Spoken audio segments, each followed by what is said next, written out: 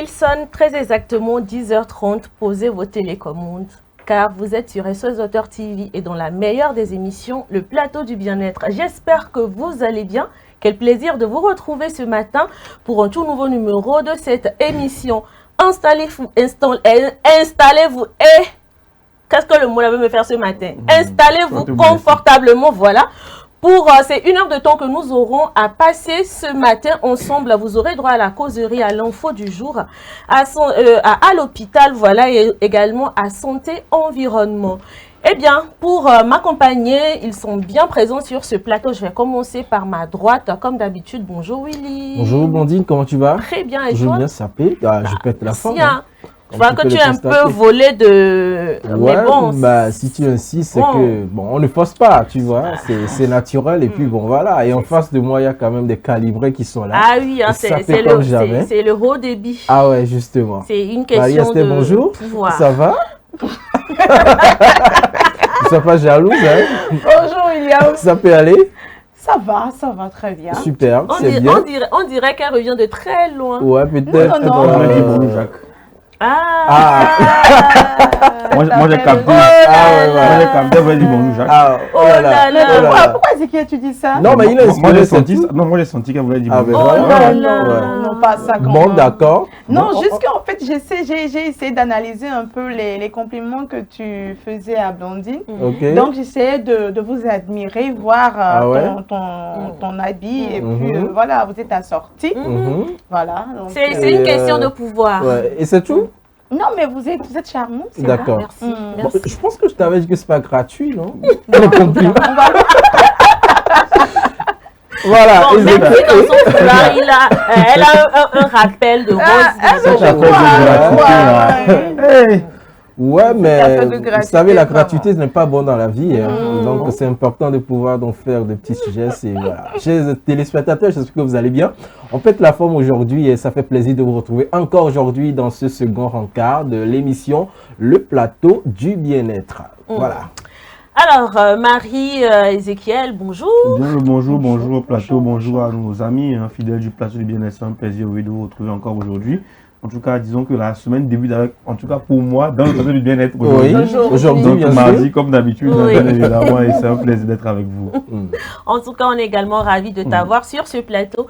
Alors, Marie, à l'hôpital aujourd'hui, on va continuer la rubrique de... Voilà, le thème de la dernière fois, le tire-lait hier. Bizarrement, on parlait des seins. Aujourd'hui, on va poursuivre. C'est-à-dire que, voilà, je sens une certaine... Les seins sont à l'honneur, c'est ça? Bon, c'est toi qui le dis. Ah bon, je ne sais pas. Qu'est-ce que j'en sais? Semaine nationale du sein. Ouais, là, il faut aller chercher aussi l'autographe du sein. C'est important. En tout cas, bonjour très chers téléspectateurs. Ravi de vous retrouver ce matin pour un nouveau numéro. Merci de rester dans la bonne ambiance avec nous et les très bonnes choses qui vont démarrer très bientôt. Exactement, de très belles choses qui vont démarrer dans quelques instants avec la causerie de ce matin. Et je vais vous donner le thème du jour. Le thème nous dit ceci: faut-il rester dans un travail qu'on déteste pour assurer son avenir? Faut-il rester dans un travail qu'on déteste pour assurer son avenir? On décortique tout cela juste après le jingle.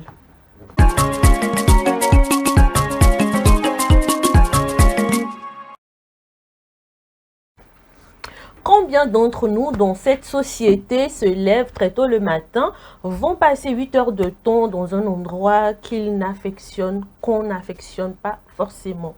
Plusieurs, je dirais oui. Aujourd'hui, la question se pose: faut-il obligatoirement rester dans un travail qui ne nous permet pas d'être épanouis juste parce qu'on doit assurer notre avenir ou juste parce qu'on a des engagements à remplir. Question, mes chers, dites-moi. Vous déjà, est-ce que vous vous voyez rester dans un travail que vous n'appréciez pas? Un travail dans lequel il n'y a pas le bien-être, hein? Bon, bien-être, ça dépend de ce qu'on met dans le bien-être. Ah, c'est le bien-être, hein? S'il n'y a pas le bien-être, il y a le jab. C'est écrit grand derrière moi ici. Le jab, ça peut être le bien-être de certaines personnes. Bien sûr, poche vide, c'est le mal-être. Poche bien remplie, c'est le bien-être. Non, il y a aussi le fait de pouvoir aller au travail et de sentir une certaine paix intérieure. Mais ça contribue également à avoir le bien-être. Il y a le fait de détester un travail et de décider peut-être de partir et que derrière, il y a le loyer et les charges qui vous attendent. Donc, vous essayez de réfléchir pour voir ce qui serait mieux pour vous. Bon. Alors, si vous détestez le travail, pourquoi est-ce que vous détestez le travail? Il faut d'abord partir peut-être de ce questionnement-là. Pourquoi vous détestez le travail? Sinon, en réalité, je ne pense pas que si vous détestiez vraiment le travail, vous n'allez pas commencer par le faire. Est-ce que vous comprenez? Soit si vous avez déjà commencé. Tu as notifié dans ton introduction qu'il y a le loyer, il y a les charges. Justement, donc on ne peut pas accepter commencer le travail et après on se rend compte que on déteste. Soit c'est quelque chose qui ne va pas, ou bien il y a un souci, ou bien bon, il y a peut-être un petit problème. Mais s'il y a un problème, c'est qu'il y a une solution. Donc à ce moment précis, il faut donc s'asseoir réfléchir. Soit je décide à cause d'un petit souci, d'un petit bobo, peut-être que je prends trop à cœur, qui pourrait affecter mon bien-être et je décide de partir, laissant le boulot, sachant que bon, derrière j'ai des charges, j'ai des choses à faire. Il faut réfléchir, il ne faut pas aller aussi sur le coup de l'émotion. Il faut faire à un moment donné les émotions pour réfléchir avec le cerveau, l'original bien sûr, le vrai mindset, voilà, pour se poser 1001 questions avant de décider de continuer ou soit de laisser tomber. Mais ce qui est sûr, je le disais même hier, qu'aujourd'hui, si vous avez un diplôme peut-être dans un domaine donné, en marketing, et que vous ne trouvez pas forcément un boulot dans ce domaine-là, c'est pas comme si c'est fini pour vous. Si vous trouvez peut-être un autre boulot, un autre job, voilà un autre boulot, une profession que vous faites et qui vous permet quand même de pouvoir nourrir votre famille, de joindre les deux bouts, vous y allez. Mais si vous décidez de ne pas le faire, soit le problème ne vient pas forcément du boulot, hein, c'est vous-même qui avez un problème. C'est vous-même qui avez un problème. Et chaque boulot, partout, il y a forcément des défis, il y a des challenges, il y a forcément des problèmes. Mais c'est pas, ça ne doit pas être une cause, mais quelque chose qui pourra vous pousser à détester le boulot. Franchement, il y a beaucoup de choses qui se mettent dans ce détester-là, que j'aurais voulu bien savoir. Mais je me dis, celui-là qui travaille, il doit bien se lancer avant de faire certaines choses. Alors, je m'arrête là pour le moment. Moi, je vais toucher un aspect très, très, très important parce que nous sommes, après tout, dans une émission de bien-être. On parle de bien-être, on parle de la santé. On parle de la santé mentale. Alors, à quel niveau, quand la santé mentale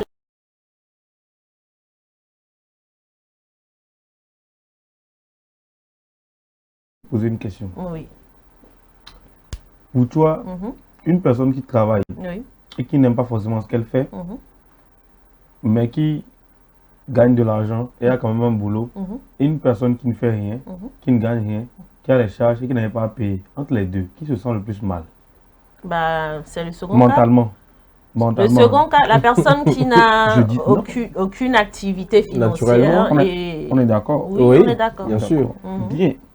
Donc, ça m'amène à dire que nous vivons non seulement en Afrique, mais encore plus au Togo. Et il y a certaines situations sur lesquelles nous devons parfois faire, comment dire, abstraction de certains sentiments. C'est vrai, on parle de santé mentale, etc. Mais moi, je pense qu'une personne qui n'a pas de travail a beaucoup plus de problèmes aujourd'hui, que ce soit un travail qu'il aime ou pas, que quelqu'un qui n'en a pas, ou qui n'en fait pas, ou qui n'en trouve pas. Bien sûr. Deux choses différentes. C'est vrai, la santé mentale intervient, c'est vrai, il faut apprendre ça, il faut trouver les solutions pour justement éviter de ne pas tomber dans cette mauvaise santé mentale, si je peux l'appeler comme ça, entre guillemets. Mais pour moi aujourd'hui, en tout cas dans notre environnement, parce que je reste près de, en tout cas à proximité de la société que nous coûtons et dans laquelle nous vivons, et je pense à dire que si vous avez quelque chose à faire, surtout si vous êtes dans un environnement où il n'y en a pas assez, faites-le. Trouver des compromis avec vous-même, essayez de réfléchir à comment justement vous évader lorsqu'il s'agira de passer par les moments difficiles quand vous travaillez, en tout cas pendant les heures de travail. Et voilà, et de trouver ce compromis-là parce que vous avez quelque chose à y gagner d'abord en attendant. Vous voyez, et s'il le faut, pourquoi pas ne pas chercher ailleurs en même temps quand vous êtes là-bas. Mais est-ce que vous allez justement dire que ok, parce que je réfléchis trop, ça va pas, etc.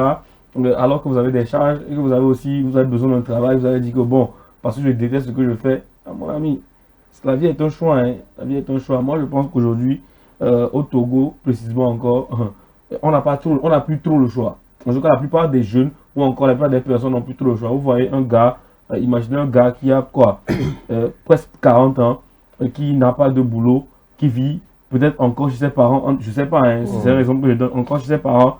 Vous pensez qu'aujourd'hui, on va lui proposer un poste ou quelque part où il dit que voilà, que c'est pas trop son domaine ou qu'il n'aime pas trop ce travail-là, et il va refuser. Je vous assure qu'il va d'abord accepter, puis après penser aux conséquences de si il déteste ou pas ce travail-là. Donc pour moi, ça dépend vraiment des environnements. Aujourd'hui, sous d'autres cieux, c'est vrai, on va vous dire que si vous êtes dans un boulot que vous n'aimez pas, quitter ce boulot. Mais ce n'est pas les mêmes chances d'opportunité, ce n'est pas les mêmes chances qu'on a avec ces autres pays-là. Vous voyez, donc pour moi, il faut, c'est vrai, comme le disait William parfois, faire taire un peu les émotions et faire face justement aux réalités et savoir ce qu'il vous faut ou non. Et parfois, même les boulots où justement vous vous sentez bien, il y a toujours un prix à payer. Ce n'est pas un boulot où vous êtes à 100% heureux. C'est-à-dire que vous avez un boulot, c'est vrai que c'est votre domaine, tout se passe bien, mais il y a toujours un petit couac. Dites-vous que dans ce boulot que vous n'aimez pas, c'est juste qu'il y a beaucoup plus de couac que dans un boulot que vous aimez bien. Et que vous devez vous adapter et continuer à persévérer ou à chercher ailleurs en attendant de trouver voilà, ce qui vous plaît indéfiniment. Donc pour moi, c'est plus une affaire de besoin, malheureusement aujourd'hui, qu'une affaire de santé mentale ou de penser à ce qui forcément n'est pas bon ou en tout cas lié à la vie que vous menez. Donc pour moi, c'est très clair. Hein. C'est très clair. Dans notre environnement, il n'y a pas de penser à quoi que ce soit. Il faut bosser. Tant que vous en avez, faites-le et après on verra. Oui, vas-y. En fait, moi je dirais aussi que, bon, vous savez, nous sommes dans une société aujourd'hui, il faut tenir compte de la réalité. Parce que aujourd'hui, les situations sont très difficiles et gagner un travail, avoir quelque chose sous la main pour pouvoir subvenir à ses besoins, c'est tellement compliqué. Donc aujourd'hui, il y a beaucoup de personnes qui se retrouvent vraiment dans cette situation-là où ils se retrouvent peut-être avec un boulot et au même moment, peut-être ces personnes se plaignent que, bon, voilà, ils ne se sentent pas bien en fait dans le boulot, dans le travail qu'ils font. Et je pense que des fois même, cela les pousse même à ne pas se donner tellement à fond, voilà, dans le travail. Et cela, je pense que a des répercussions sur leur rendu ou bien, voilà, leurs résultats au boulot. Moi, je pense que c'est une question de mentalité et une question de discipline en fait. Parce que si tu veux mettre de l'émotion, tu ne pourras pas en fait atteindre les objectifs peut-être qu'on t'a assignés dans ce travail-là pour pouvoir être productif.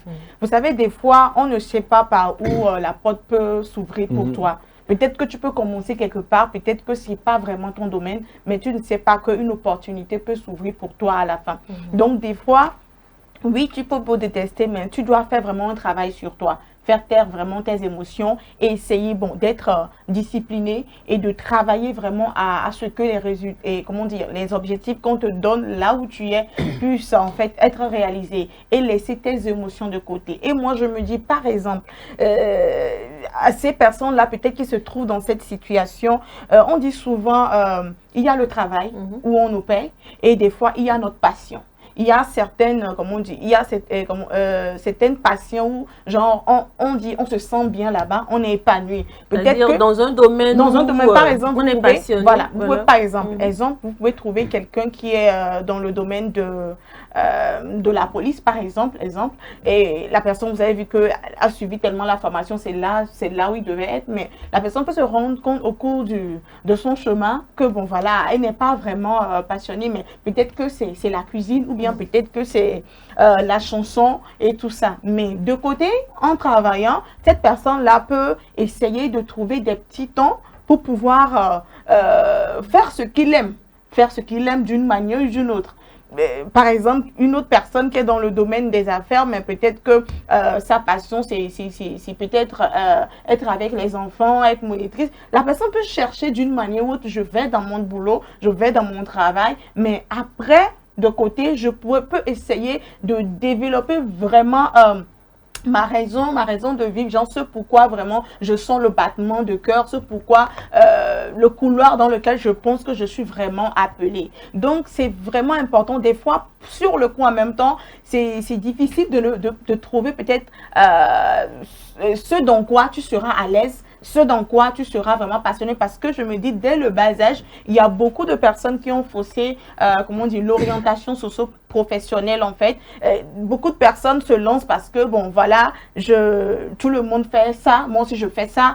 Cette personne n'a pas eu vraiment le temps de s'écouter pour savoir ce que j'ai envie de faire pour vraiment commencer dès le bas âge à se former jusque-là. Donc aujourd'hui, beaucoup de personnes se retrouvent peut-être à la banque, mais ils n'ont jamais voulu, c'est pas ce qu'ils veulent faire, ils retrouvent à des positions, mais c'est pas ce qu'ils veulent faire. Donc ça les frustre. Mais la solution est simple, que ces personnes ne soient pas frustrées, mais juste de côté, de travailler, de se donner vraiment dans ce qu'ils sont en train de faire maintenant, d'essayer de maîtriser leurs émotions et de côté, travailler dans ce pourquoi ils pensent qu'ils sont appelés, ce pourquoi ils se sentent vraiment à l'aise et être épanouis. Et pourquoi pas à long terme, rester dans cette entreprise et essayer d'économiser peut-être 5 ans, 10 ans. En long terme, eux-mêmes peuvent se décider maintenant de voler à leurs propres ailes pour pouvoir aller vers ce qu'ils aspirent. Donc, voilà. Moi, je voudrais un peu aller au-delà pour dire qu'en réalité, ce n'est pas une affaire de détester le travail. Parce que on ne vous demande pas d'aimer le travail ou bien votre profession, même si vous avez une vocation pour ça. Hein. Parce qu'en réalité, la personne, ce n'est pas comme s'il déteste le travail, mais la personne se déteste lui-même. La personne ne s'aime pas en réalité. Parce qu'on doit s'aimer à travers ce qu'on est en train de faire. Est-ce que vous voyez? Parce qu'en réalité, quelqu'un qui s'aime doit savoir que il a besoin quand même de s'entretenir, il a besoin de telle chose, il a besoin d'être à tel niveau, de voir peut-être son entourage, être à leurs soins, faire ci, faire cela, pour s'épanouir aussi et avoir son développement personnel. Donc, en réalité, il n'y a pas donc cette affaire de détester le travail parce qu'un travail, c'est un travail, quoi. Il n'y a pas d'émotion, il n'y a pas de sentiment, comme Ezekiel a dit, il n'y a pas d'émotion, il n'y a pas de sentiment. Facile à dire, oui, mais pas forcément à faire. Je suis très précis là-dessus.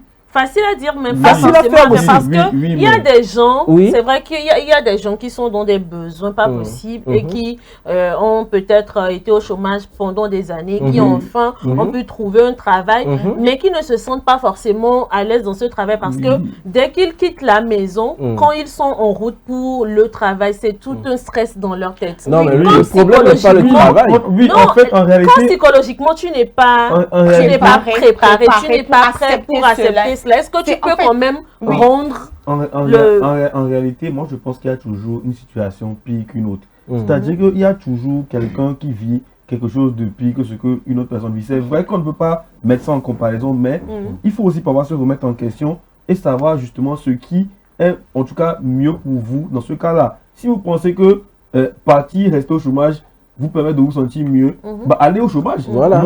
Moi c'est pour ça que je posais la question d'abord en disant, est-ce qu'une personne aujourd'hui qui n'a pas de boulot, qui ne fait rien, mais qui a quand même des charges, est plus à l'aise qu'une personne qui en a, mais qui déteste ce qu'elle fait. Mais je ne dis pas qu'elle est forcément plus à l'aise, mais elle a beaucoup plus de pensées négatives. Non seulement elle a plus de temps pour penser à des choses négatives qu'une personne qui fait quand même quelque chose qu'elle n'aime pas forcément. Vous voyez? Et puis, laissez-moi vous dire, quand on débattait, que j'ai essayé juste de consulter un peu les stats au niveau mondial, seulement 20% des personnes employées dans le monde, je dis bien seulement 20% aiment ce qu'elles font au travail. Ça veut dire qu'il y a 80% de la population mondiale qui est employée, qui n'aime pas ce qu'elle fait. Selon une étude. Le constat est là. Donc pour moi, si 80% de la population peut justement être assez résilient pour rester dans un travail, c'est-à-dire qu'il y a des gens qui sont, disons, activement désengagés. Voilà, ils travaillent, mais ne sont pas forcément à fond dans la chose. S'il y a 80%, mais il y a des contraintes. S'il y a 80% de la population mondiale, en tout cas des employés, qui peuvent être assez résilients pour rester dans un travail qu'ils n'aiment pas, je suis désolé. Ce n'est pas un petit citoyen lambda. Vous n'avez pas forcément exception à une certaine règle. Vous savez, oui, j'ai une question. À quel moment exactement on peut se dire, oui, là, maintenant c'est bon, je démissionne. Oui. À quel moment? Moi, malgré moi, le fait que... Non, oui, vous parce savez, que moi, il faut poser... Oui, il faut je poser comprends. le pour Je et le comprends. poser le Oui. contre. La limite est C'est vrai mondiale. que ce que vous dites, c'est vrai. Mais mhm. moi, j'ai envie qu'on puisse trouver des solutions La limite, à ce problème, en fait. la limite Alors, est-elle dites-moi, mondiale? à quel moment on se dit, Blandine. là, c'est bon, genre, je démissionne, je n'en Moi peux plus. j'ai une réponse assez simple. Oui. On dit, au bon qu'on a ciblé dodo là, passer les émoux. Si tu décides de démissionner, c'est parce que tu as déjà trouvé un plan B, que tu as bien calculé, que tu es sûr que quand tu t'engages dans ce plan B là, ça pourrait te permettre d'être maintenant à l'aise, voilà, d'activer ton sentiment d'amour et de tout ce qui va avec pour aller de l'avant. Bon, de façon utopique pour cette personne-là. Ou carrément, bah, tu refuses donc de voir la réalité en face et tu décides sous le coup de l'émotion d'arrêter de revenir maintenant dans ton chômage et se morfondre dans ton sort. Et je suis désolé, bah, après tout, tu ne vas pas accuser personne parce qu'au moins tu as trouvé une opportunité et que tu n'en as pas fait bon usage tout simplement. Ce qui est sûr, tu ne pourras jamais avoir le meilleur ou bien le beau ou bien, je sais pas, le plus parfait des boulots là où tu seras à fond dedans.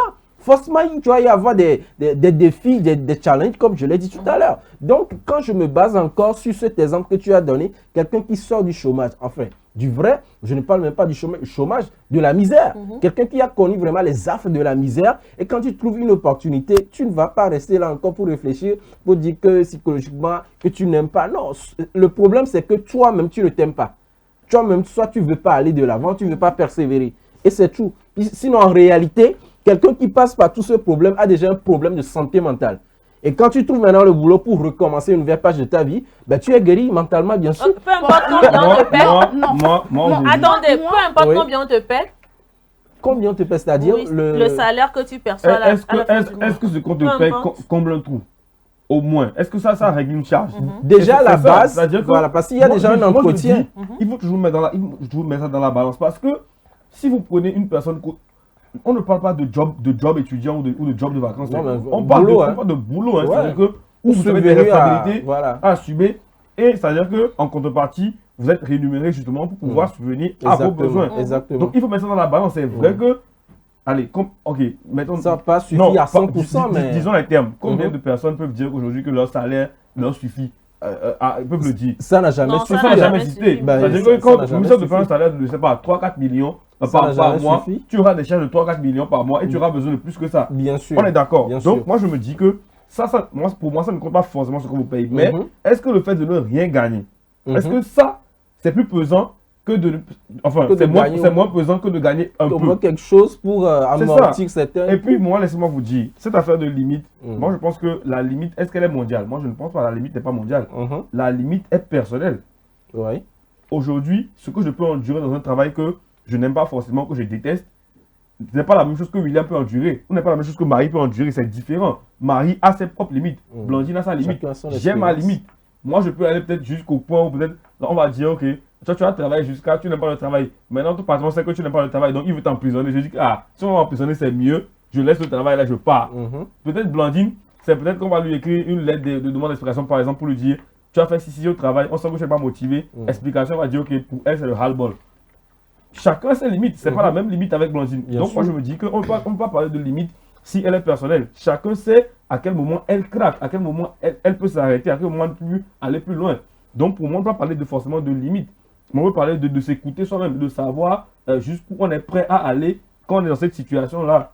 Vous voyez un peu. Donc, pour moi, c'est important de faire cette différence et de mettre ça dans la balance. Donc, voilà. Vous savez, des fois, c'est bien vrai, c'est bon de parler. Hein, mais nous pouvons constater aujourd'hui que, mine de rien, il y a beaucoup de personnes qui se retrouvent dans cette situation et que peut-être même leur rendement au boulot n'est pas vraiment bon. Pourquoi est-ce que je dis ça? Beaucoup de personnes se lèvent le matin. En fait, si tu es dans quelque chose peut-être que tu aimes, tu es passionné, même si on ne te paie pas vraiment ce qu'il faut, vous pouvez voir que là, cette personne-là, il y a une motivation. Mais une personne, peut-être que même si on peut le payer à 1 million ou bien tout ça, cette personne, déjà se lever du lit pour aller, il se dit comme, c'est comme une lourdeur en fait. Donc déjà, psychologiquement, mine de rien, ça agit sur la santé mentale de la personne. Et peut-être que cette personne-là, mine de rien, cette personne peut être comment on dit, irritable, cette personne peut devenir peut-être colérique dans ses réactions et tout, et cela agit sur son travail. Donc, si ça arrive jusqu'à ce niveau, moi, je pense qu'il faut vraiment que cette personne fasse un recul pour faire un travail sur la personne, parce que je pense que cette personne n'a pas la résilience qu'il faut, ou bien la mentalité qu'il faut pour pouvoir continuer dans ce cap en attendant de virer, ou bien de se reconvertir, ou bien reconvertir dans son emploi qu'il aime. Donc, je pense qu'à ces personnes, il faut vraiment les écouter, ou bien il y a les psychologues du travail, je pense, il y a les psychologues du travail. Est-ce qu'il a l'argent pour aller payer même les psychologues? Donc, il n'a qu'à s'écouter. Ça se passe là. Il n'a qu'à s'écouter. Tu vas l'écouter. Non, il n'a qu'à s'écouter. Moi, d'accord. Oui, ce que Marie... Oui, je suis d'accord avec elle. Ce n'est pas complètement faux, parce qu'on connaît de ces personnes-là, franchement, on connaît de ces personnes qui disent que oui, je suis fort, oui, je suis résilient, oui. Le plus important, c'est qu'au moins à la fin du mois, je perçois quelque chose. Mais cette personne-là, franchement, psychologiquement, elle est instable. Ça ne va pas. Ça ne va pas. Est-ce que vous ne pensez pas que dans ce cas aussi, ça détruit oui, mais finalement, on dit la même chose. C'est-à-dire que quand je vous dis que la limite personnelle, c'est de ça que je parle. Ouais, justement, si la personne sait qu'elle est en train de craquer, il faut chercher une solution, quoi. Si la solution... Non, moi, je dis... attendez, je dis que même si la solution est de partir, partez. Même si vous n'avez rien sous la main, partez. Voilà. C'est ce que je dis quand je dis que c'est ça la limite. Moi, par exemple, je peux dire que oui, je vais rester jusqu'à ce que je trouve un meilleur boulot et partir, ou bien un meilleur environnement et partir. Mais il y a d'autres qui ne peuvent pas supporter ça, qui vont dire, ok, peu importe si je trouve quelque chose ou pas, mais je prends mes claques et je m'en vais. Et ça, c'est aussi ça la limite de chacun. Donc, on ne force pas aujourd'hui les gens, évidemment, moi, enfin, dans notre argumentaire, à forcément rester. Mais on dit de s'écouter et de connaître sa limite. Mais par contre, ça, oui, ça, c'est prioriser sa santé mentale. Maintenant, je vous dis qu'il y a d'autres qui peuvent aller briser les limites, voilà, de leur résilience et rester jusqu'à ce qu'ils trouvent un meilleur boulot ou jusqu'à ce que voilà, ça leur pose vraiment un problème majeur. Donc voilà, moi je pense qu'il faut toujours peser le fait de est-ce que si aujourd'hui vous ne faites rien chez vous et que vous avez des charges, vous pensez que vous êtes dans une meilleure situation qu'une personne qui fait quelque chose, qui perçoit et qui peut régler. Vous savez, il y a quelqu'un qui te dira oui. Oui, pourquoi pas? Ça dépend de la mentalité. C'est un dilemme qui est posé, c'est une question qui est posée. Chacun refait le choix qu'il veut. Et cette personne a sa raison. Il y a quelqu'un qui dira oui. Parce qu'on connaît des personnes qui travaillent dans des entreprises. Franchement, ces entreprises sont tellement toxiques que la personne se dit, je préfère ma paix. Et il y a certaines entreprises. C'est des choses qui arrivent. Attendez. C'est des choses qui arrivent. Il y a certaines mêmes entreprises, maman. Eux-mêmes, ils peuvent te voir. Tu peux voir que tu as le diplôme de tel et tu es dans l'entreprise vraiment du diplôme que tu as. Mais les personnes même peuvent te voir et te dire que toi, on voit que tu n'es pas vraiment dans ce domaine-là. Et même, on peut même te laisser pour cela. Oui. Donc, moi, je dis même que des fois, en fait, c'est possible qu'une personne même peut trouver un emploi qui est bien payé, avec logement même et tout, mais cette personne peut décider de ne pas accepter parce qu'il avait déjà fait des expériences passées par rapport à ce domaine-là et il voit que continuellement, c'est les mêmes choses. Bon, ok, parce qu'il a un héritage. C'est où nous on a dit. C'est parce que cette personne a un héritage. C'est où nous on a dit ici qu'il ne fallait pas refuser ou bien il fallait forcément accepter. Non, on n'a pas dit ça. Ah, c'est ce qu'on dit, non? Non, je dis que tout le monde a sa manière de voir les choses. C'est ce qu'on dit. On pose un dilemme. Moi, c'est pour ça que j'ai commencé avec cette question. Oui. Si une personne sait que sans boulot, sans prendre se débrouiller, tant mieux. Ouais, bien mais sûr. Si tu sais que tu ne peux pas et que tu peux tracer résident pour faire ce que tu n'aimes pas, vas-y. En fait, c'est simple. C'est simple. C'est-à-dire que c'est pas une question de forcément de dire que, ok, parce que William essaie, je vais essayer. Non, c'est pas ça. C'est une question de capacité. Moi, je ne peux pas le faire. Je reste comme je suis. C'est pour ça que je pose la question. Mais depuis qu'on en parle, on n'a pas dit qu'une personne doit forcément continuer dans le travail qu'elle fait si elle n'aime pas ça. C'est une question de choix. Les réalités sont différentes et tout le monde a son parcours. Ça ne dépend pas plus, mais les chiffres parlent d'eux-mêmes, mais voilà, 80%. C'est alarmant. Voilà. Et puis ça aussi. On dit que plus de 64% sont activement désengagés de ce qu'elle fait. Franchement, je viens de lire vite fait l'article avec les stats, c'est effrayant. Mais bon, désengageant, mais bon, au moins ils gagnent quelque chose. Ils arrivent à payer leurs impôts et tout ce qui va avec. Et puis pas plus, la vie continue. Déjà, si ça, c'est par ce sondage-là, peut pas, je sais pas, donner un coup de résilience à quelqu'un pour pouvoir oser aller au-delà, ben, ça fait son affaire. Ce qui est sûr. Moi, c'est une stat que je donne comme ça. Voilà, chacun son parcours, d'accord. Mais bon, à un moment donné, bon, toi-même, essaie de voir. Ben quand oui. toi-même, si tu as peut-être un miroir, quand tu te mires, essaie de te poser 1001 questions. Est-ce que, bon, il y a les points là, on t'en peut, c'est d'accord. comme aujourd'hui, vous allez demander. Vous pensez que, sans aucune forme de discrimination, hein, bien évidemment, est-ce qu'aujourd'hui, une personne qui est porte-faux au niveau de Assignon, par exemple, vous pensez que la personne a voulu faire ce travail? Ben voilà. Je ne pense pas. Moi, sincèrement, je ne pense Bien pas. sûr, bien sûr. Et qui aime se casser le dos pour des miettes? Personne aussi. Donc, vous allez lui dire aujourd'hui que parce qu'il n'aime pas ça, alors qu'il n'a rien dans la gamelle, de laisser. C'est ça. C'est mieux que d'aller Ça rejoint encore ta question du début. Allons dans la réalité. Voilà. Allons dans la réalité. Moi, je dis ça, je dis rien. Mais c'est un exemple que je pose et à chacun de tirer ses conclusions. Bon. Tu veux qu'on continue encore? Non, moi je peux conclure. Si c'est bon pour vous, moi, c'est bon. moi, j'ai fini. Si c'est bon pour vous, c'est on a bon pour posé moi. des dilons, on a posé des questions. Oui. Et vous avez tout compris. Nous, on n'a pas besoin de vous dire. Non. Est-ce que ce sont des enfants? Ils ont compris. Vous avez tout compris. Vous savez très bien ce que vous traversez. Tout le monde sait ce qu'il traverse. Ces challenges, ces défis. Surtout quand tu es jeune.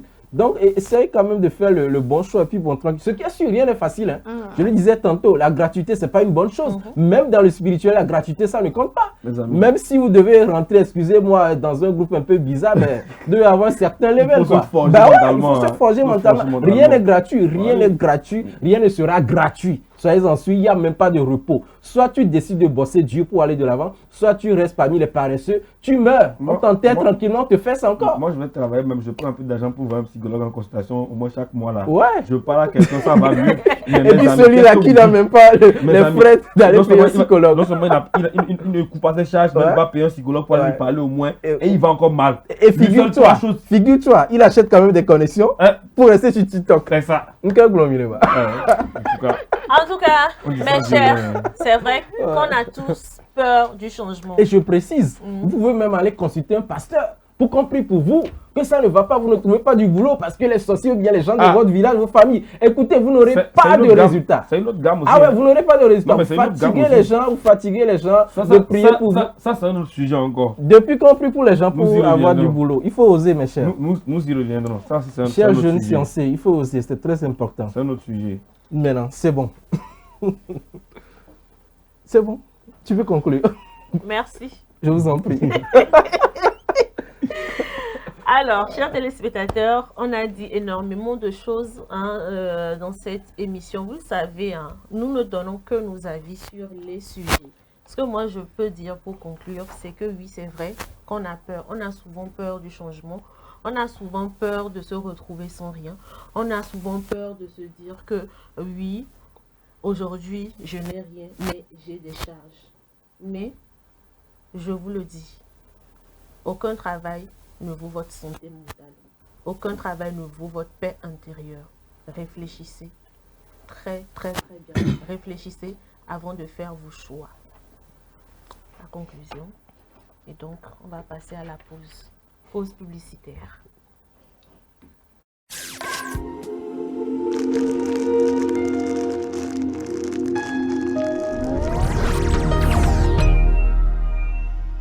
Le 41e numéro de Dagan Magazine met à l'honneur une sportive de haut niveau au Togo, Dagan Elisabeth Adama, née à Fanou. La rubrique santé de ce nouveau numéro nous dit tout sur l'antavirus. Qu'est-ce que c'est? Ses symptômes et modes de transmission. Et la rubrique bien-être, quant à elle, nous parle du sommeil réparateur, les habitudes à adopter pour bien dormir. Dagan, c'est aussi plein d'autres rubriques pour prendre soin de notre santé. Dagan Magazine, le magazine de la femme togolaise pour la femme. Téléphone plus 228 70 86 44 44 70 26 60 60 Lomé, Togo. À l'hôpital, quand on est malade, stressé ou pressé, chaque minute compte. Chercher la bonne personne ne devrait jamais être une source d'inquiétude supplémentaire. C'est pourquoi, au Togo, une nouvelle mesure est désormais en vigueur dans les formations sanitaires. Le personnel de santé porte des tenues réglementaires harmonisées, facilement reconnaissables grâce à un code couleur simple et clair. Par exemple, blanc, c'est le médecin. Blanc au col bleu, c'est l'infirmier. Rose Rayé, c'est la sage-femme. Désormais, selon le service recherché, consultation, soins, maternité, pharmacie ou appui au service, vous identifiez plus rapidement le bon professionnel. Des gestes simples. Regardez la couleur de la tenue, lisez le nom et la fonction et avancez sereinement. Dès l'entrée et dans les couloirs, suivez les panneaux et affichages pour savoir vers qui vous dirigez. À défaut, adressez-vous à l'accueil qui vous orientera. Ensemble, pour un hôpital plus lisible, plus organisé et plus efficace au service de tous.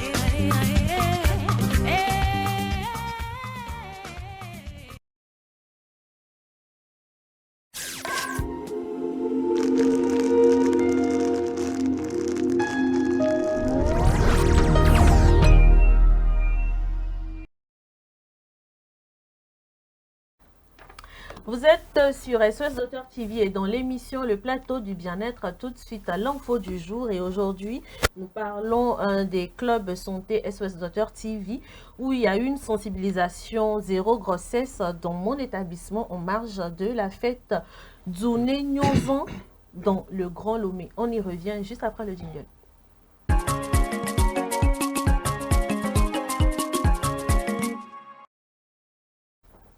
Comme quoi, toute occasion est bonne pour sensibiliser. Hein. Bien sûr, surtout que les statistiques sont très alarmantes d'ailleurs.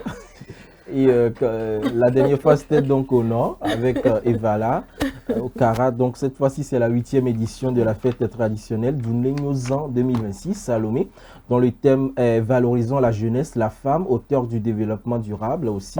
A été l'occasion de parler santé et responsabilité. Les élèves des clubs santé SOS Docteur TV ont profité de ce grand rassemblement pour sensibiliser jeunes et parents sur les grossesses en milieu scolaire et les infections sexuellement transmissibles. Une mobilisation qui intervient alors que le Togo a enregistré 2284 cas de grossesse en milieu scolaire au cours de l'année scolaire 2024-2025. Les détails dans ce reportage.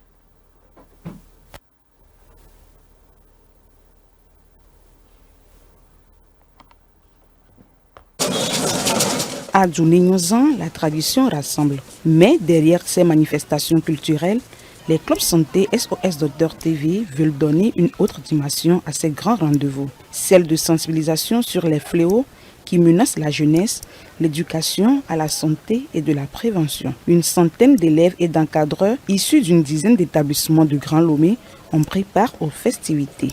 Leur mission, aller au contact des populations, présenter les clubs santé et échanger avec les jeunes et les parents sur des questions qui touchent directement leur avenir. Parmi les préoccupations abordées, les grossesses précoces, les IST, mais aussi la consommation de drogue et l'abus d'alcool en milieu scolaire. Lors des manifestations de Dzouné Nyozan, les clubs santé SOS Docteur TV ont eu l'honneur de participer à cette fête traditionnelle d'une grandeur énorme.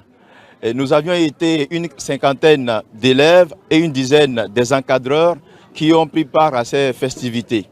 Quand nous étions là, nous avions quand même articulé nos interventions en 3 points essentiels, à savoir, le premier point, nous avions entretenu nos parents sur l'importance de la création des clubs santé en milieu scolaire. Au deuxième point, nous avions évoqué le thème 2, à savoir la thématique zéro grossesse et IST dans nos établissements ou dans mon établissement, comme on l'a dit sur les affiches. Au point 3 de nos sensibilisations, les apprenants, de même que nous encadreurs, avions essayé de leur parler des 7 axes de notre club santé SOS Docteur TV.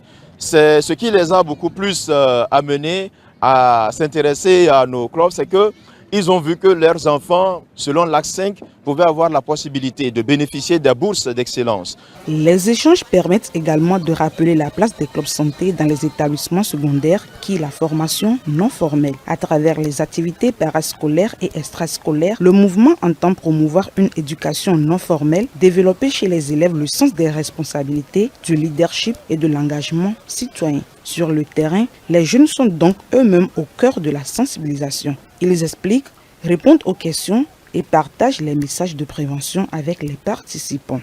Nous avons remarqué que quand nous approchons les parents, ils sont très curieux à connaître les atouts du club qui seront bénéfiques à leurs enfants. Il y a certains même qui ont décidé d'intégrer le club. Il y a eu des mamans qui nous ont posé des questions sur les conséquences des IST et des grossesses précoces qu'ils ignorent encore. Nous les avons expliqué que les clubs santé SOS Docteur TV régissent dans tous les établissements scolaires et aident les élèves à bien s'épanouir. C'est les responsables, les encadreurs qui nous a surveillés jusque-là parce que les activités sont bien déroulées et surtout la sensibilisation. Pour les organisateurs de Djouney Nyonzan, cette mobilisation trouve naturellement sa place dans une édition consacrée à la jeunesse et à la femme. La sensibilisation devient ainsi un moyen de donner aux jeunes une place active dans les questions liées à leur santé et à leur avenir. Cette initiative de sensibilisation des jeunes de Club Santé, Docteur SOS, portée par le Docteur Kodom, est une initiative louable parce que depuis le jour de la journée de la jeunesse, le 12 août passé, l'association, bien sûr, Club était toujours à nos côtés. Ils avaient travaillé avec nous, ils étaient venus même sensibiliser les jeunes concernant la grossesse en milieu scolaire, parce qu'il y a des jeunes qui tombent enceintes. Donc cette année, vraiment, cette initiative a pu aider la jeunesse du Grand Lomé à se conscientiser, à savoir que si tu vas à l'école, il y a un temps pour fréquenter, il y a un temps pour donner les enfants, il y a un temps pour travailler aussi. Donc il n'est pas de bon ton que les jeunes tombent de manière démesurée en grossesse et finalement ces jeunes deviennent des bagages pour leurs parents. Mais l'objectif des clubs santé va au-delà de la sensibilisation sur le phénomène de grossesse en milieu scolaire. Le dispositif entend contribuer à faire émerger une jeunesse en bonne santé, responsable et épanouie, avec notamment un accent sur le leadership féminin, la masculinité positive et le leadership transformationnel. Une vision qui rejoint le thème de cette 8e édition de Djouney Nyonzan. À travers cette participation, les clubs santé veulent donc créer un pont entre culture, santé, éducation non formelle et citoyenneté. Et surtout, préparer la rentrée scolaire 2026-2027 autour d'un message « Zéro grossesse et IST dans mon établissement ». À Djouney Nyonzan, la fête aura ainsi été également un espace de dialogue et de responsabilisation de la jeunesse.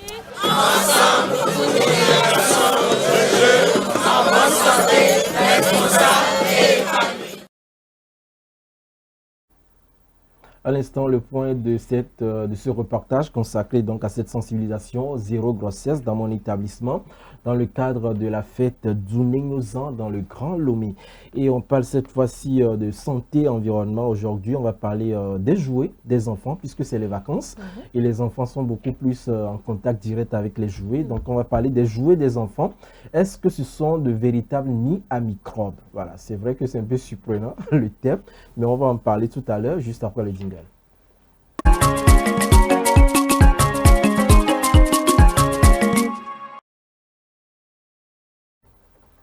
Alors, les jouets sont-ils vraiment des nids à microbes? Oui. Oui? Oui. Un grand oui d'ailleurs. J'ai envie de le dire, dans presque tous les objets que les enfants utilisent, je suis désolé, mais... Et puis, un jouet fréquemment manipulé, comme vous l'avez dit, peut accumuler des microbes provenant des mains, par exemple, de la salive, des sécrétions respiratoires, de la poussière ou des surfaces sur lesquelles ils tombent d'ailleurs. Et ces jouets les jouets particulièrement concernés, ce sont ceux qui sont manipulés par plusieurs enfants à la fois, surtout quand il y a des enfants parmi eux qui ils sont un peu enrhumés, et puis soit des jouets qui sont régulièrement portés à la bouche, ou qui tombent fréquemment au sol, qui restent souvent très humides ou carrément rarement nettoyés ou qui sont partagés un peu partout dans les crèches, dans les classes de maternelle, à l'école, dans les espaces de jeu bien évidemment.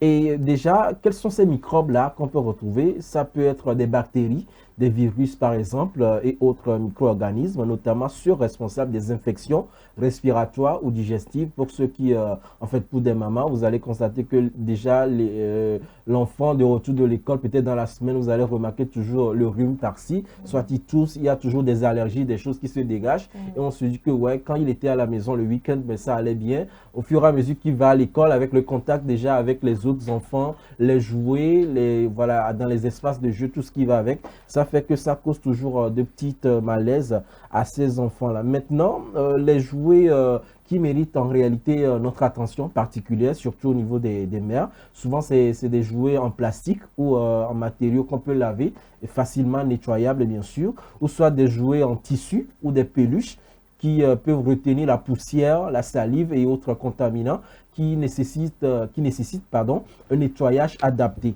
Et carrément, il y a aussi des jouets électroniques qui doivent être nettoyés selon donc les recommandations du fabricant, sans bien sûr les immerger. Sauf que bon, parfois, on ne prête pas vraiment attention à lire des notices pour voir comment l'entretenir. On se dit, bon, ce sont des jouets, c'est pour les enfants, donc plus besoin même d'en prendre soin ou de les nettoyer, alors que ça, c'est un acte vraiment à éviter. Et souvent, les jouets utilisés dans le bain, et surtout au niveau de l'humidité persistante qui peut favoriser la prolifération de micro-organismes. Maintenant, comment lutter contre ces microbes-là et protéger quand même nos enfants par rapport donc à ces différentes maladies? Il faut déjà nettoyer régulièrement les jouets, comme je le disais, avec de l'eau et du savon si vous voulez, hein, ou carrément un produit adapté surtout aux matériaux, parce que bon, il ne faudrait pas aussi endommager le jouet de l'enfant, parce qu'après, bon, vous savez ce qu'il faut faire.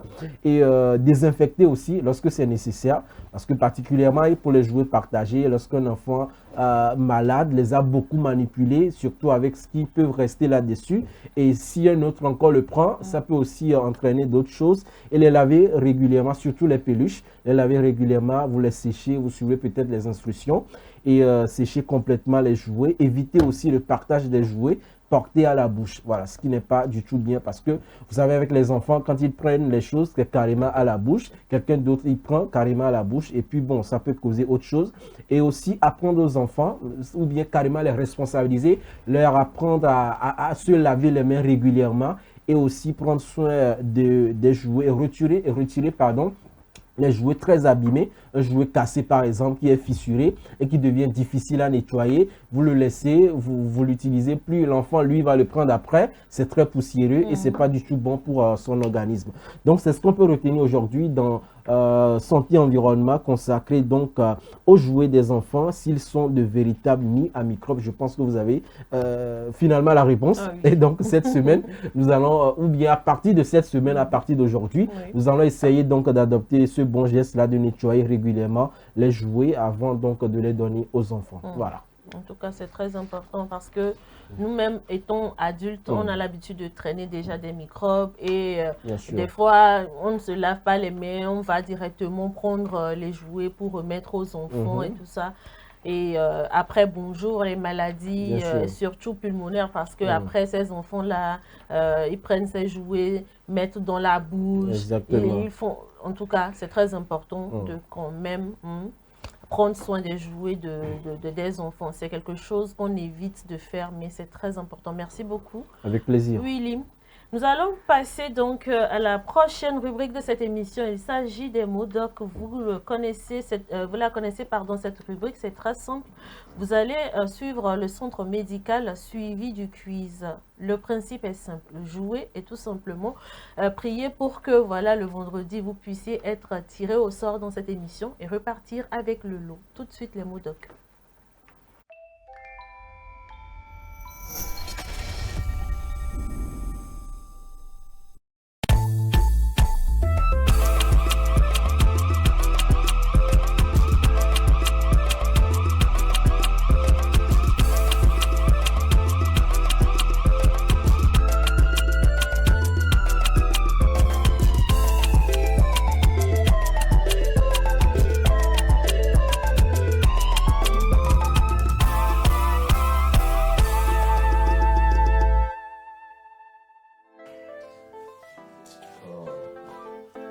Bon, il faut passer ici demain, je vais voir ça.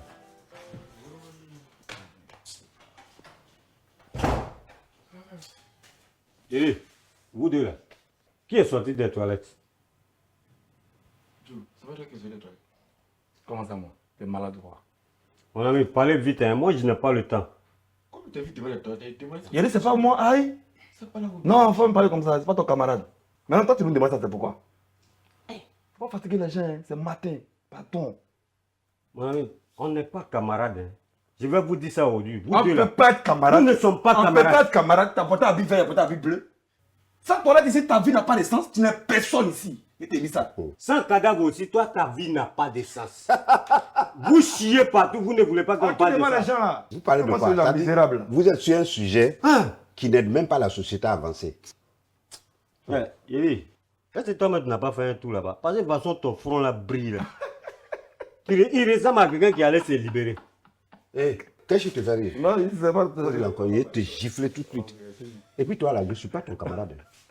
Depuis que je suis dans cet hôpital là, je n'ai jamais mis pied dans vos toilettes. Jamais! Même pas un seul jour. N'importe quoi. Apprenez à respecter les gens.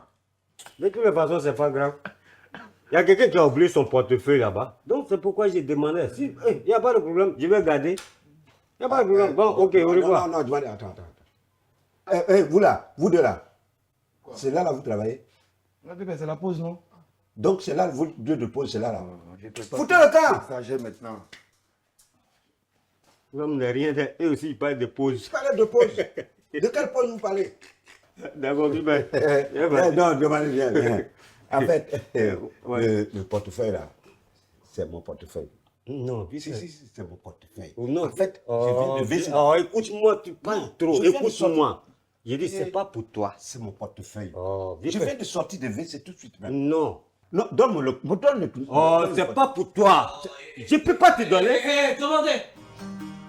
C'est quoi ce débat là? Vous êtes toujours en train de discuter comme ça, comme des enfants. J'ai tout écouté, donne-lui son portefeuille. Docteur, c'est pas pour lui. C'est mon portefeuille. Oh, j'ai dit c'est pas pour toi. Docteur même dit que c'est mon portefeuille. Donne-le-moi. Regarde, j'ai mes pièces dedans, tous mes papiers sont dedans. Et puis j'ai mon argent dedans. Ça, je te préviens. Go. Le portefeuille t'appartient. C'est mon portefeuille. Demandez. Je viens des toilettes même comme ça. Donne-le. J'ai oublié le téléphone. Ça suffit, mais là je dis, quand tu donnes le portefeuille, c'est quoi? Voilà. Oh. Voilà. C'est pas fini. Ce qu'on va faire, tu vas l'ouvrir. Voilà. Et puis on va tous vérifier ensemble si tes papiers, ton argent et tout ça. Non, mais docteur, ouvre le portefeuille. Devant vous. Go, ouvre. Aïe. Ça va être derrière nous.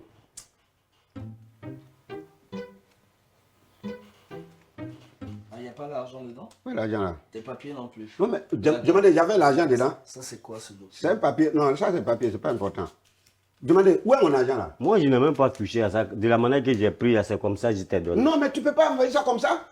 Alors, j'ai un document ici qui dit que Monsieur Go, vous êtes convoqué demain au tribunal de première instance pour affaires vous concernant.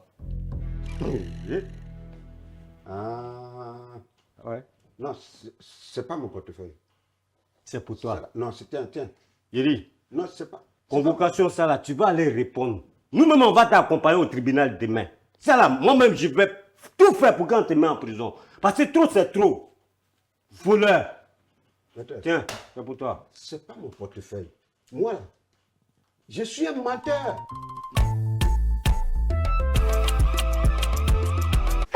Bienvenue au quiz game du jour des mots d'encre. Combien de temps est-il recommandé de se laver les mains? A. 5 secondes.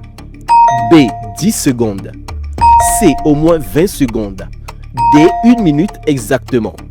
Envoyez votre réponse via WhatsApp sur le +228 70 18 43 43 et gagnez divers lots, des bons de consultation, un bilan de santé, une super enveloppe de 10 000 francs et plein d'autres surprises dans le fou rire avec Michel Gou. Les gagnants seront tirés au sort parmi les bonnes réponses chaque vendredi dans votre émission Le Plateau du Bien-être. SOS Docteur TV, la chaîne utile, la télé qu'il vous faut.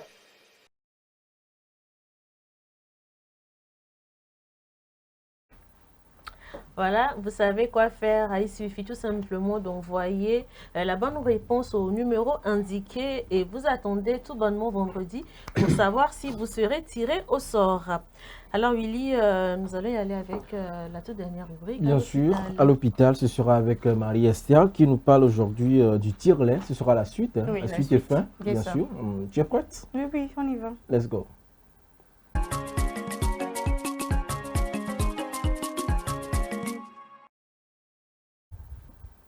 À l'hôpital, c'est à toi. Merci William. Alors aujourd'hui, nous allons continuer avec notre thème, le tire-lait. La dernière fois, nous avons parlé de la définition, qu'est-ce que le tire-lait et pourquoi utiliser le tire-lait. Aujourd'hui, nous allons parler de la quantité de lait qu'une femme peut tirer.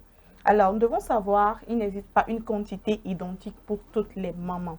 La quantité recueillie peut varier selon plusieurs facteurs. Le moment de la journée, les fréquences des tirages, le niveau de fatigue ou encore le stress. Il est donc important, chère femme, de ne pas vraiment se comparer à d'autres femmes parce que tu n'as pas réussi à tirer autant de quantité de lait que tu désirais. Alors, nous allons également parler de la conservation du lait. Comment conserver le lait maternel? C'est très, très important puisque la conservation du lait maternel diffère de la conservation du lait artificiel. Donc, une fois le lait recueilli, il doit être placé dans un récipient propre, adapté à la conservation du lait maternel et correctement fermé.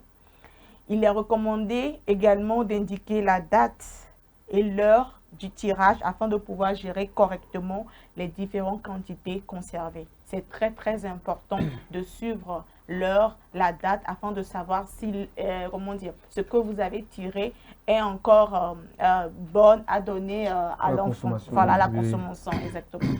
Donc, les conditions et durées également de conservation dépendent notamment de la température et du matériel disponible.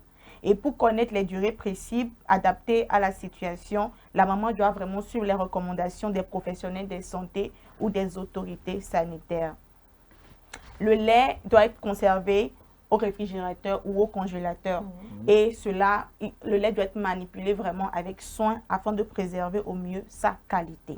Comment entretenir son tire-lait? L'hygiène est essentielle. Nous savons que c'est un bébé, c'est un nourrisson, donc c'est très très important de prendre soin de comment tirer le lait et autres. Donc après utilisation, les parties du tire-lait qui ont été en contact avec le lait ou le sein doivent être nettoyées conformément aux instructions du fabricant. Il faut également laisser sécher correctement le matériel et le conserver dans un endroit propre. Un matériel mal nettoyé peut favoriser la contamination du lait et présenter un risque pour le bébé, particulièrement lorsqu'il s'agit d'un nouveau-né ou d'un bébé fragile. Alors, il y a des erreurs à éviter. Nous devons savoir que le matériel doit être utiliser un matériel mal nettoyé. Cela peut entraîner une maladie à ce nouveau-né. Et également, il faut conserver le lait dans un récipient. Éviter de conserver le lait dans un récipient inadapté. Il faut également éviter de mélanger ou conserver différentes quantités sans respecter les règles de conservation.